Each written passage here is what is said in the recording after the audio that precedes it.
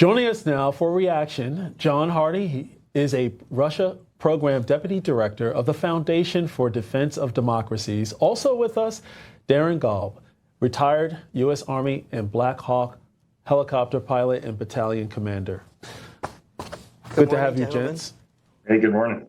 So let's get your reaction to the report that was just given by Shelby Wilder. Even as Russia ramps up attacks on Ukraine. Let's start with you, Darren. Yeah, first impressions will continue to come back to really the hard nut to crack in all this is going to be who owns what land and, what kind of map does it look like whenever such peace treaty is actually signed. And it's easy to say that we can't give up land or we want to go back to the original boundaries, but the military reality on the ground is what is Ukraine capable of doing at this point. They may be capable of holding what they're already sitting on, but for them to be able to mount some sort of offensive to reclaim the land that Russia already sits on themselves, it is not really possible without basically like an act of God or a miracle. So in the end, we may not necessarily like it. Ukrainians may not like it, but they are most likely going to have to cede some sort of territory to Russia, redraw the maps of eastern Ukraine in order for them to actually achieve a peace deal. That's just the reality on the ground as it sits right now. Well, John, President Trump recently said that Putin, he talks nice, but he bombs at night. I'm kind of paraphrasing.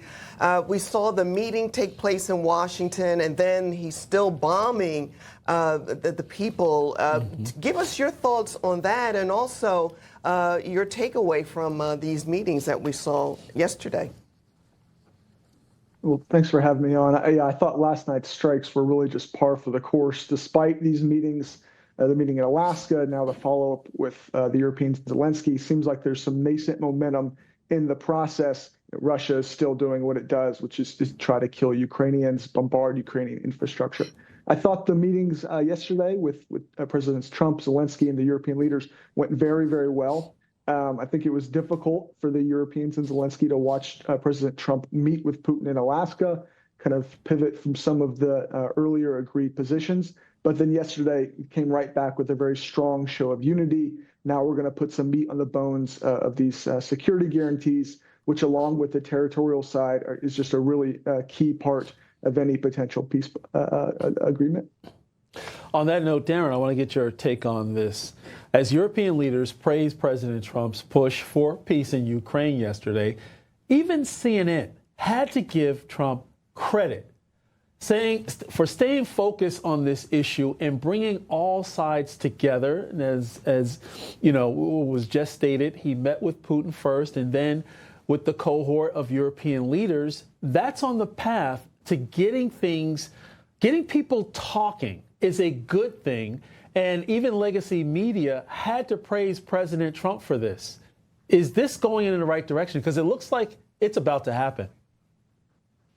Yeah, it's looking like it's going in the right direction. There's always the possibility for everything to unravel. I've been through things like this before on a smaller scale, but it's a very similar process. So once you have the momentum, you've got to keep the momentum going towards what the goal is. And that's what's happening. And it's great to see. I hope in the end it does work out. We do have a peace deal on the table that can be signed and is acceptable on both sides. Neither side will be happy. But this is the kind of thing that takes leadership. You saw what happened when that happened. When you actually do display some sort of leadership, because you had all these different leaders from Europe come to D.C. in order to take part in this, and that's how important it is to every single one of them.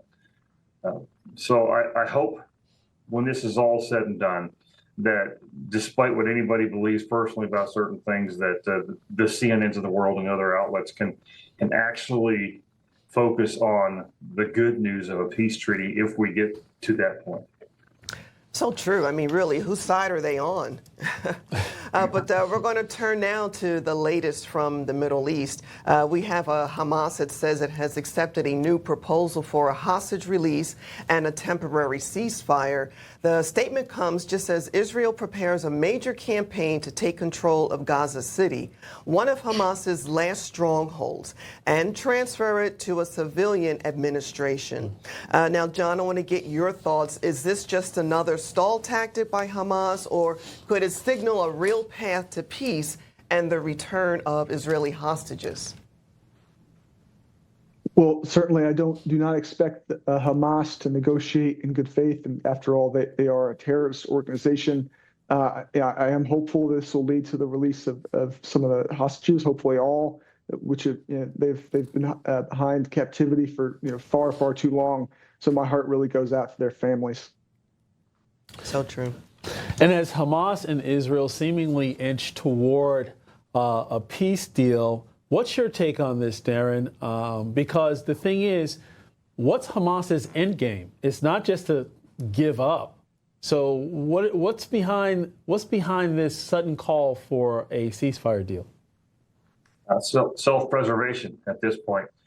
So, as always, whenever they call for a peace deal or a ceasefire, they're looking for time and space to continue to operate and build behind the scenes. So they'll agree to something like this in order to make sure, one, that Israel takes 30 to 60 days or so, and probably falsely trusting Hamas to actually believe what they're doing anyways.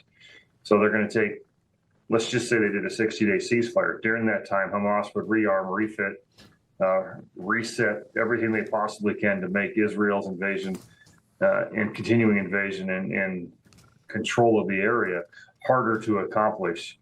I wouldn't trust Hamas to stick to any ceasefire in the first place, but if they are, you can guarantee it behind the scenes they're going to be taking advantage of that time. And also, by the way, if they say they're going to try to put this in the hands of some sort of a civilian leadership, you can guarantee that there are deals being made about who that civilian leadership is, and that they're still going to be somehow tied to Hamas anyway. We saw that with UNRWA, saw that with many different organizations, to include some of the press.